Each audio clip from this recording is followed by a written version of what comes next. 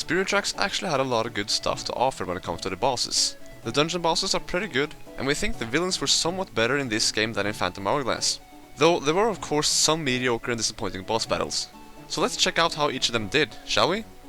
Thanks to Lucky7DX for letting us use his footage. We're TheOwnersofTriforce, I'm Owner1, and let's get going with our boss ranking from Spirit Tracks.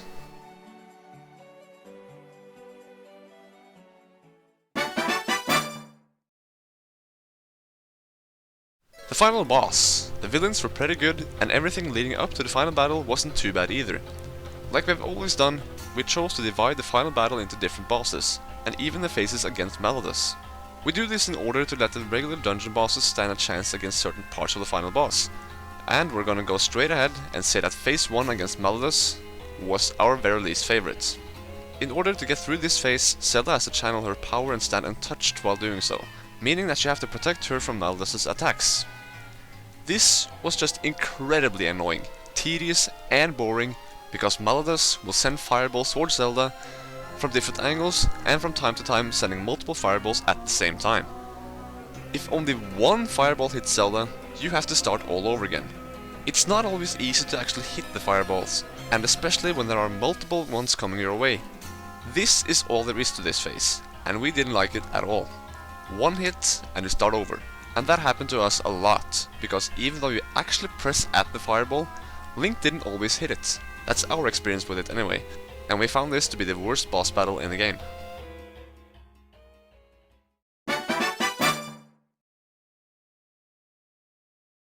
The first boss in the game is Stagk.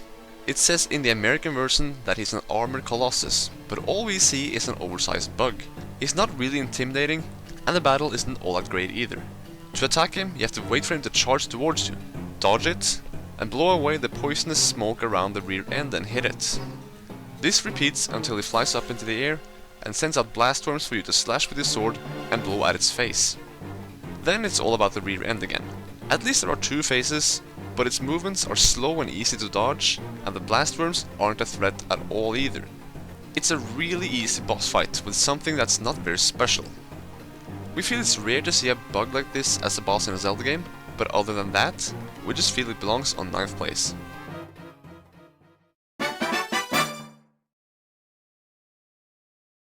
When I was talking about the villains being pretty good, we're not too fond of Chancellor Cole. He looks really never really felt that threatening, and his battle wasn't that good either.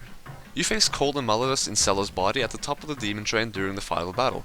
It's pretty cool to be fighting at the top of the train, with all this darkness covering the area, but the battle itself is pretty lame. Meletus Zelda will shoot a laser towards Link, and you must shield Link with Zelda in a phantom's body in order to get closer, while Cole hovers around in the air and tries to take control of Phantom Zelda as a puppet, in addition to send small, weird enemies at you. As soon as Phantom Zelda reaches her body, Cole will pick her up and try to shake her off, and all you have to do is shoot an arrow at Zelda's body and the battle's over. It's not really that easy, but the battle can be over very quickly. In addition, you have to control Zelda, which is something I'm more than tired of doing throughout the game, and something we didn't find to be too much fun to do in the last battle as well.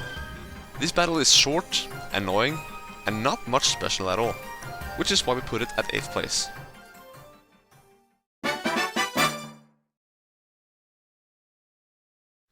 We're no strangers to an ice and fireballs in the Zelda series, and this is actually one that's been called one of the worst bosses in the series by many different people. While we don't find it that great, we don't even feel it's the worst in the game. He's pretty similar to Blaz in Phantom Hourglass, both with the name and the fight itself, but Fraz can also control ice. He looks pretty silly, and especially when he's gonna attack, because he'll inhale air so it'll grow like a balloon before attacking with either ice or fire. Like any other fire and ice boss, you have to attack him with the opposite element. In the first phase, there are two torches, one with ice and one with fire, that you can use against him.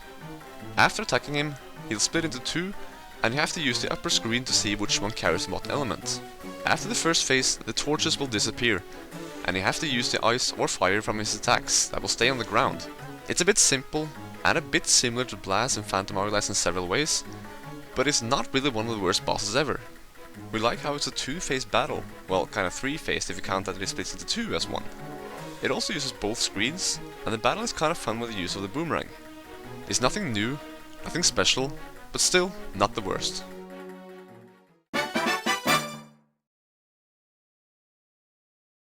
This has got to be the worst looking boss in the game. Phytops is the boss in the Marine Temple, and it's some type of cycloplant that can live underwater. It's green with a head covered by pink slime, making it look like a giant pink afro that also covers its eye. Not to mention that those purple lips completes one of the ugliest things we have ever seen in the Zelda series. The vines or tentacles or whatever they are have thorns that can hurt you, but it's also what you need in order to defeat it. The main weapon is the whip, and you have to use it to pull a thorn out and throw it at the pink stuff to uncover its eye. The rest is pretty obvious. It's a simple pattern and lacks multiple phases, so we don't find it to be a really good boss. What helps put it above the 4 others though is the atmosphere. Even before you reach the top, its tentacles are trying to stop you from reaching the top, which we think is awesome. We get to see a little from the boss before the battle begins, and we like that it tries to stop us even before we get to see the actual monster.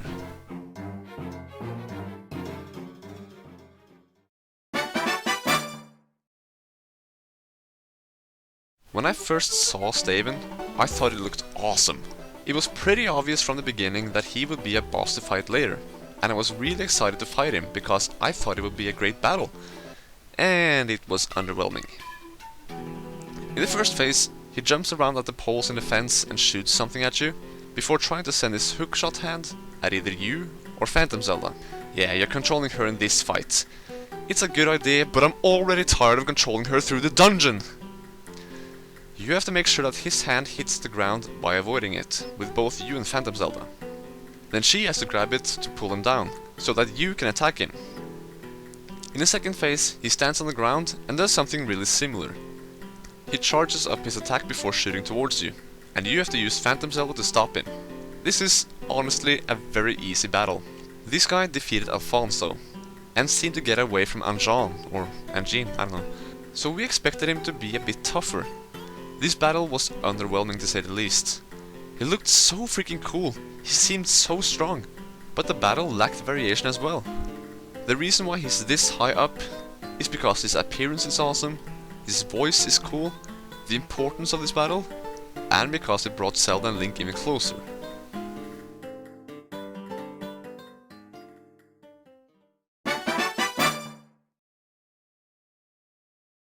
You'd think a skeletal boss would be placed at the very top on our list, but sadly, Skelrich isn't a boss we found to be the best, but rather the 4th best to be exact. The skull and the helmet is awesome, but it's pretty disgusting that long spine being its only other body part. For some reason, he can shoot boulders at you from that spine. What you have to do is to use the sand wand and stop the boulders, and then place them on these catapult thingies. Controlling the sand can be a pain because you have to stand still while doing it, leaving you open for attacks, in addition to the use of the stylus being a bit clumsy from my own experience. These boulders have to be shot and hit the part of the bone that's not covered with armor. The cannons on its armor shoot boulders with higher speed and are harder to stop. In addition, Skelrich can even shoot with a laser beam. After removing the spine, only the head will remain, and it even loses its helmet. Underneath is an obvious weak spot that seems to be a giant gem.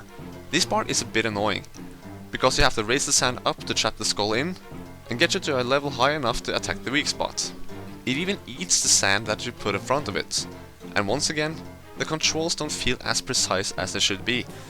It's a 2-phase battle, its appearance is both cool and creepy, but it's more annoying to fight this boss than it is fun, due to the controls and stressing times when you use the sand wand. At least for us.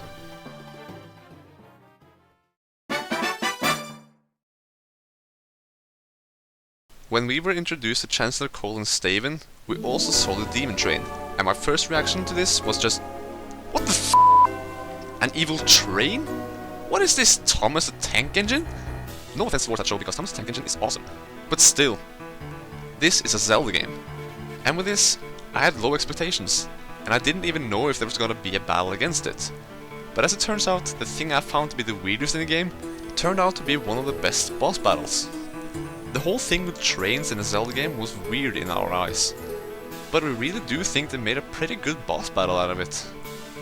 You're driving behind and next to the train, and you have to destroy barrels and cannons on the wagons it's dragging. What makes this battle challenging is that the demon train will change lane from time to time, and that you're always moving, and the rails aren't endless. Each time you destroy a wagon, you start over with a new set of rails, so you don't have to defeat him while riding on the same set of rails. This battle is the most fun we had with the train at all, and to just ride behind this massive demon train, destroy it while driving in this surreal dimension, and hearing that amazing boss battle theme was awesome. Plus, you end the battle by shooting its face. Yeah!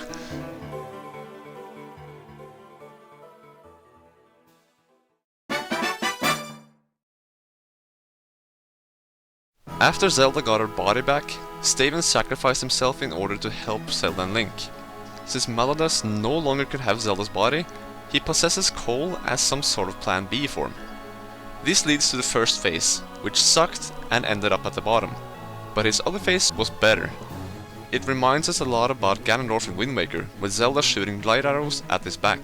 The upper screen will show Zelda's point of view, and you have to control Link and Zelda to get Meletus's back in the correct angle for her to shoot his sigil on his back. This is a battle that makes great use of both screens, and has no particular control issues. Mallos has an awesome look, and the music is fantastic. The ending is pretty similar to Ganon in Ocarina of Time, with Link and Zelda pushing the Locomo sword into his forehead. Not to mention, this whole battle starts with a nice music session with Link, Zelda, and all the Locomo sages. This is a good battle with a great atmosphere to end the game.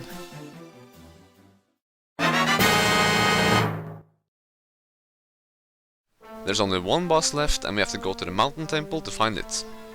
I've mostly used the European names for the bosses and dungeons and such in these countdowns, but this name is cooler in the North American version. Volcano doesn't do it for us, so Cragma is our number one. Cragma is a giant lava rock cyclops with glowing weak points on his body. At first, there's only one weak point you can shoot an arrow at, which will make him slam the ground with both his hands, making a boulder fall down.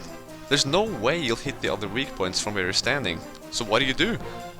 Either you lead Cragma to crush the boulder into a platform, or use a bomb to blow it up, so that you can place it to the right and let it allow you to use the minecart on the rails that surround him.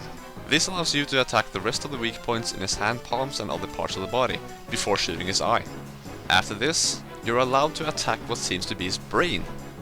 This battle isn't all that hard, but the hot volcanic atmosphere, the intimidating monster, the music, and the use of a minecart makes this the most fun and enjoyable boss battle in Spirit Tracks. Thanks for watching.